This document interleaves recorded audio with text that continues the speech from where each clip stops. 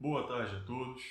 Meu nome é Edilson Neto, sou advogado criminalista, pós-graduado em Direito Penal e Processo Penal pela Escola Superior do Ministério Público do Rio Grande do Sul e presidente da Comissão de Processo Penal da OAB Amazonas, e hoje estou aqui com vocês para falar a respeito de um instituto muito importante em nosso ordenamento jurídico, que é justamente a prisão preventiva.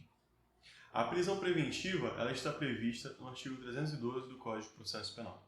E o seu conceito, de maneira bem simples, trata-se de uma prisão provisória, utilizada para resguardar a integridade do processo e também da sociedade. De maneira bem simples é isso, mas ela está especificada enquanto instituto no artigo 312 do Código de Processo Penal, que diz: a prisão preventiva poderá ser decretada como garantia da ordem pública, da ordem econômica, por conveniência da instrução criminal ou para assegurar a aplicação da lei penal quando houver prova da existência do crime e indício suficiente de autoria e perigo gerado pelo estado de liberdade do imputado. Em outras palavras, a prisão preventiva é uma prisão provisória que existe quando há três requisitos fundamentais para ela ser decretada. O primeiro deles é o periculo in libertatis, ou seja, o perigo para a sociedade, o perigo para o processo que o acusado ou o investigado seja mantido em liberdade. Quando esse requisito existe, nós temos o primeiro para a decretação da prisão preventiva. O segundo requisito para a decretação da prisão preventiva é o fumus comissi delicti, ou seja, provas de materialidade, ou seja, de que o crime ocorreu, e indícios suficientes de autoria. Isso significa que não basta haver um perigo no estado de liberdade do investigado ou acusado. É necessário ter elementos concretos de que o crime ocorreu e, no mínimo, indícios de que ele possa ser o autor daquele delito a qual ele responde. Esse é o segundo requisito, o fumus comissi delicti. O terceiro requisito, que na verdade se trata de 4 elementos alternativos entre si, e o que significa isso? Que estando presente qualquer um desses 4, estará preenchido esse terceiro requisito? É o da ordem social, ordem econômica, conveniência da instrução criminal e aplicação da lei penal. Quando nós falamos em ordem econômica, queremos dizer que a liberdade do indivíduo oferece um risco para a ordem econômica, para a economia do nosso país de alguma forma. Quando falamos em ordem social, queremos dizer que a liberdade daquele indivíduo oferece algum risco concreto para a nossa sociedade. Quando se trata de aplicação da lei penal, é para garantir que a lei penal, a lei processual penal ou a lei penal material, ela seja aplicada da melhor forma possível. E quando se fala de conveniência da instrução criminal, é para garantir que as provas em juízo, por isso instrução, sejam devidamente produzidas. Presente qualquer um desses 4 elementos, temos satisfeito o terceiro requisito para a decretação da prisão preventiva. Em outras palavras, o juiz só pode decretar a prisão preventiva quando há periculo in libertatis, há fumus comissi delicti ou, melhor dizendo, ordem social ou ordem econômica, conveniência da instrução criminal e aplicação da lei penal. E a prisão preventiva, ela pode ser decretada a qualquer momento da persecução penal. E eu falo persecução penal porque é a junção de inquérito policial mais processo penal. Pode ser necessário, na perspectiva do magistrado, a decretação da prisão preventiva durante as investigações em sede de delegacia. Pode ser necessário ao longo do processo, quando tiver saído do inquérito, foi para o Ministério Público e oferecida a denúncia. Em qualquer momento da persecução penal, a prisão preventiva ela poderá ser decretada. Mas não basta que ela seja simplesmente decretada, ela tem que ter uma fundamentação concreta para além dos requisitos. E qual é essa fundamentação? A lei nos diz isso também. Conforme explica o artigo 312, parágrafo 2º do Código de Processo Penal. A decisão que decretar a prisão preventiva deve, ou seja, é um mandamento, não é uma possibilidade, deve ser motivada e fundamentada em receio de perigo e existência concreta de fatos novos ou contemporâneos que justifiquem a aplicação da medida adotada. E as palavras-chave aqui são existência concreta de fatos novos ou contemporâneos. Quando nós falamos em prisão preventiva, para haver a fundamentação de sua decretação, é necessário que existam fatos novos ou contemporâneos. Vejam bem, quando o fato ocorre, ou supostamente ocorre, há uma contemporaneidade. Acontece determinada coisa naquele momento. Só que o tempo passa. O tempo passa meses, passa dias, passa anos. Para que a prisão preventiva ela seja mantida, você tem que ter fatos novos que ensejem a sua manutenção. Ou seja, quando eu falo de fatos novos, são fatos diferentes, fatos recentes, em relação àqueles que fundamentaram inicialmente a prisão preventiva. Então, toda vez que se falar em fatos novos, pensem em fatos recentes, em fatos distintos daqueles que fundamentaram a prisão preventiva de maneira inicial. Quando eu falo de fatos contemporâneos, eu estou falando de fatos que começaram a acontecer no passado e se perpetuam no presente. São fatos que condizem com a atualidade. Quando eu falo de fatos contemporâneos, eu falo de fatos ainda atuais. Então, se aconteceu determinada coisa no passado e ela deixou de acontecer, não permanece, você não tem contemporaneidade. E se não aconteceu algo de diferente, você também não tem fatos novos. Razão pela qual o artigo 312, parágrafo 2º do Código de Processo Penal, de maneira exímia, salienta que deve haver uma fundamentação concreta pautada em fatos novos ou contemporâneos. Mas o dispositivo de lei vai além. No artigo 312, parágrafo 4º é dito: é incabível a decretação da prisão preventiva com base em alegações de gravidade abstrata do delito, devendo ser concretamente demonstrados a periculosidade do agente, seu risco à ordem pública, econômica, regularidade da instituição criminal e aplicação da lei penal, conforme o caso. E aqui é importante salientar: é incabível a decretação da prisão preventiva com base em alegações de gravidade abstrata. O que significa isso? Quando você está diante de um crime, existe uma gravidade abstrata. E o que é a gravidade abstrata? É a ideia a que aquele crime nos remete. É o que aquele crime nos remete em nosso imaginário. Quando nós pensamos em homicídio doloso, nós pensamos em um crime grave. É a primeira imagem que vem na nossa cabeça, um crime grave, homicídio doloso. Quando nós pensamos em genocídio, estupro de vulnerável ou extorsão mediante sequestro, tortura, pensamos em crimes graves. Quando nós pensamos, quando tem a ideia do crime, é a gravidade abstrata. A gravidade em abstrato é a ideia que nós temos acerca de determinado crime. Isso que é a gravidade abstrata. Mas para você decretar a prisão preventiva não basta isso. É necessário o que nós chamamos de gravidade concreta. E eu vou dar o seguinte exemplo para mostrar o que seria uma gravidade concreta. 2 cenários. O primeiro, nós temos um indivíduo que está preso preventivamente, acusado de matar uma mulher grávida, esquartejada, motivado pelo tráfico de drogas. Esse é o primeiro cenário. Você olha para esse caso concreto e você vê uma gravidade em concreto do fato. Algo denso, algo pesado, que havendo indícios de autoria plausíveis e a devida materialidade, enseja uma prisão preventiva. Diferente é o cenário daquele indivíduo que adentra a sua residência, depois que chega do trabalho, e ao chegar na sala de estar, ele vê a sua filha sendo estuprada pelo vizinho. Dominado pela violenta emoção, ele vai à cozinha, pega uma faca e esfaqueia o algoz de sua filha, matando-o. Cabendo salientar que esse indivíduo do segundo exemplo é um pai de família, primário de bons antecedentes, possui residência fixa, nunca respondeu a nenhum processo. Enfim, é um cidadão comum, não é faccionado nem nada.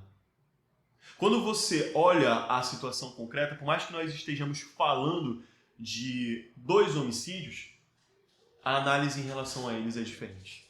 você tem uma gravidade em concreto no primeiro, mas você não tem uma gravidade em concreto no segundo. Razão pela qual a prisão preventiva não deveria ser mantida ou sequer decretada no segundo exemplo. E é isso que é a gravidade concreta do crime. A gravidade concreta é a periculosidade, é a densidade, é a gravidade em si quando você olha para o caso. Não apenas no imaginário, mas na realidade. Digamos que a gravidade abstrata é a gravidade no imaginário.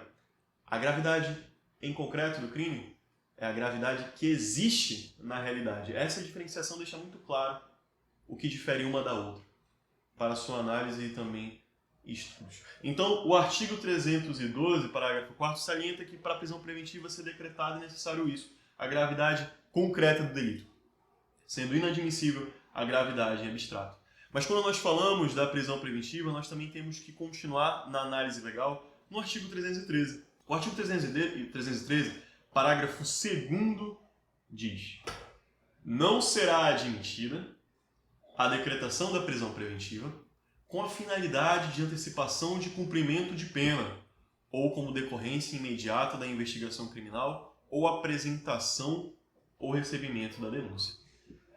O que significa isso? A prisão preventiva não pode ser decretada para punir uma pessoa antecipadamente.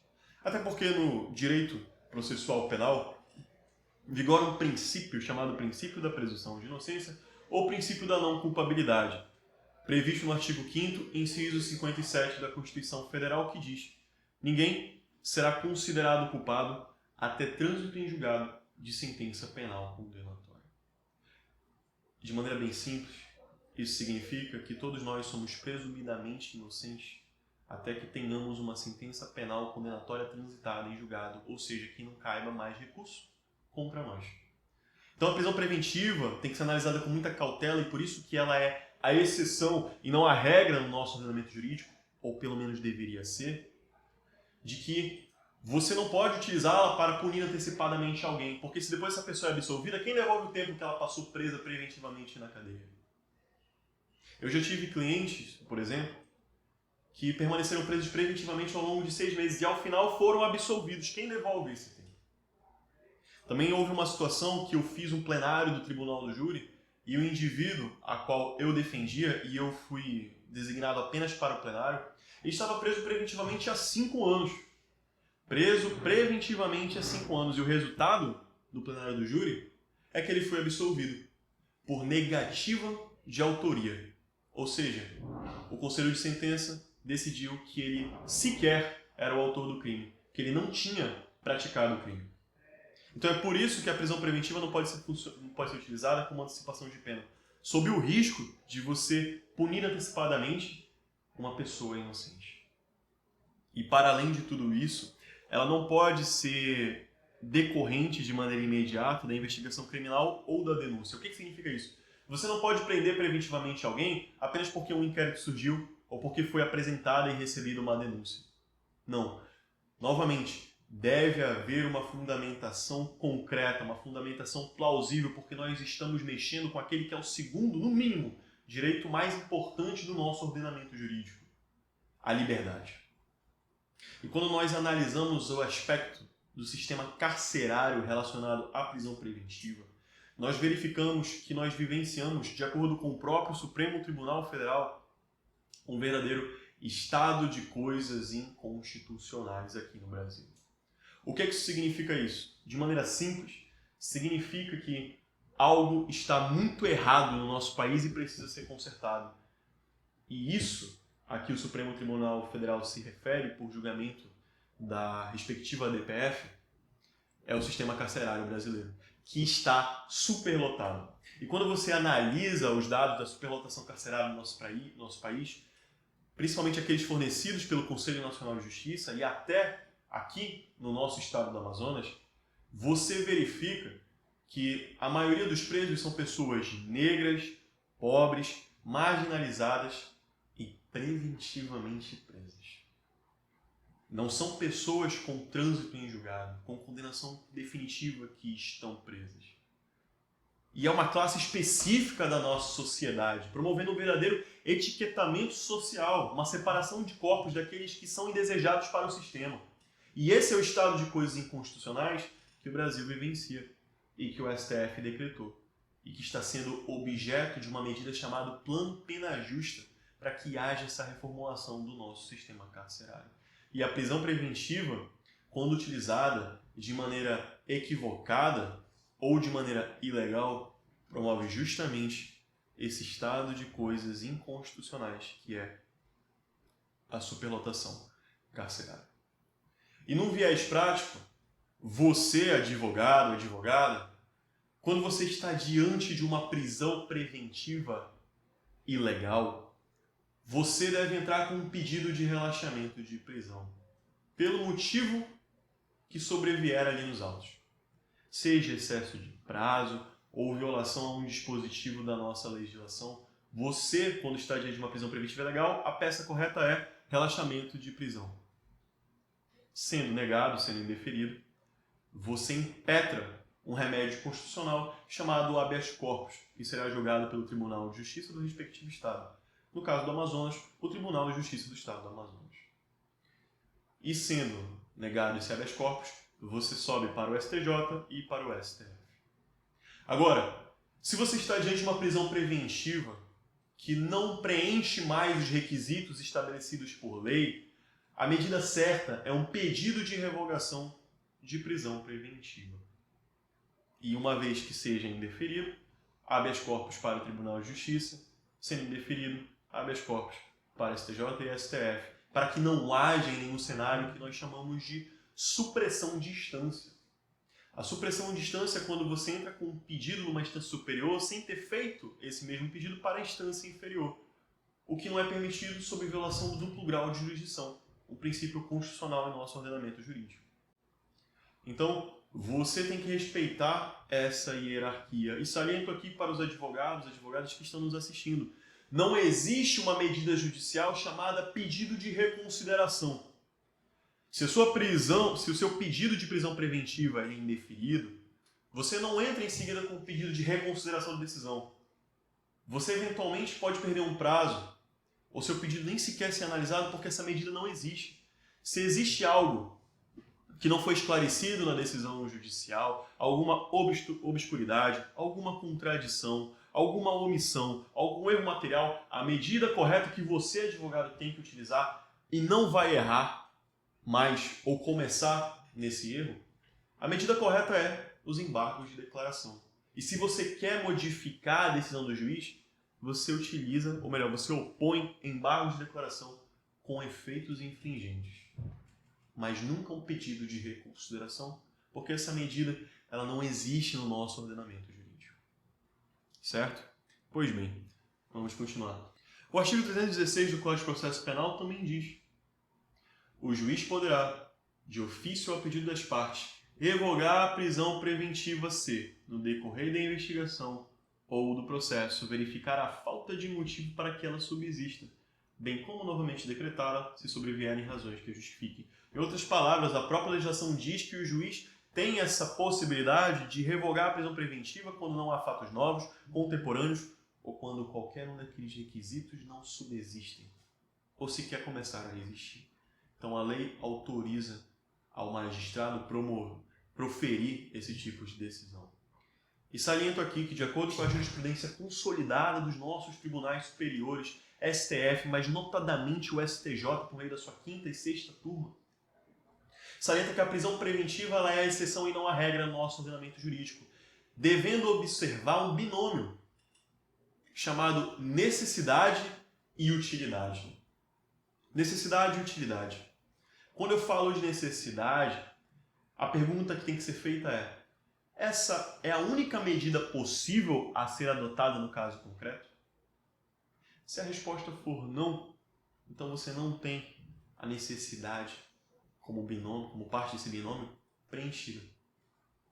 Necessidade se trata de ser a única medida possível a ser decretada no processo, na persecução penal. E quando você fala em utilidade, a pergunta que tem que ser feita é: essa prisão vai de alguma forma servir para o inquérito policial? De alguma forma vai servir para o processo? Se a resposta for não, você também não tem preenchido o binômio da utilidade. Não tem. O que isso significa? Que a prisão preventiva, para ser decretada, ela tem que de alguma forma servir para o bom andamento da persecução penal. Se não servir, o requisito do binômio da utilidade e necessidade, no que se refere à utilidade em específico, não está preenchido. Então, esse é um entendimento consolidado dos tribunais superiores, notadamente STJ e notadamente STF. E, indo além, a prisão preventiva tanto é a exceção no nosso ordenamento jurídico que a própria lei prevê outras medidas que podem serem adotadas em prol da sociedade, do inquérito policial, do processo penal, enfim, da persecução penal. E o artigo 319 diz isso.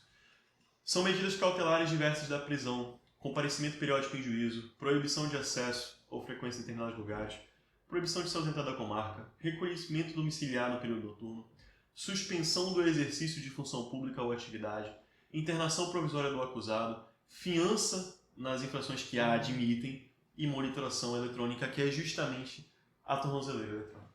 A lei prevê nove no mínimo, medidas diferentes da prisão preventiva para manter a devida regularidade do processo, o que demonstra ainda mais que ela é a exceção e não a regra no nosso ordenamento jurídico, fora que o juiz, dentro do seu poder geral de cautela, pode estabelecer medidas atípicas, ou seja, medidas não previstas aqui, mas que servem para assegurar o andamento da persecução penal e proteger a sociedade, que não seja a prisão preventiva. Então, nesse sentido, a verdade é que a prisão preventiva ela tem uma importância no nosso ordenamento jurídico enquanto instituto. Contudo, ela deve observar requisitos criteriosos, conforme estabelecido na nossa legislação e também pela nossa jurisprudência dos tribunais superiores STJ e STF. E aqui nessa aula você pode ter um entendimento do que respalda legalmente esse instituto, bem como qual é o entendimento dos nossos tribunais e também o viés prático das medidas a serem utilizadas para que você, advogado, possa restaurar a liberdade do seu constituinte, de modo que ele não fique preso injustamente aguardando o julgamento, ou até preso mesmo o processo estando em uma esfera recursal. Eu encerro por aqui e agradeço a oportunidade da nossa seccional por ministrar essa aula em prol da nossa advocacia amazonense e reitero que estou à disposição para o que for necessário. Muito obrigado.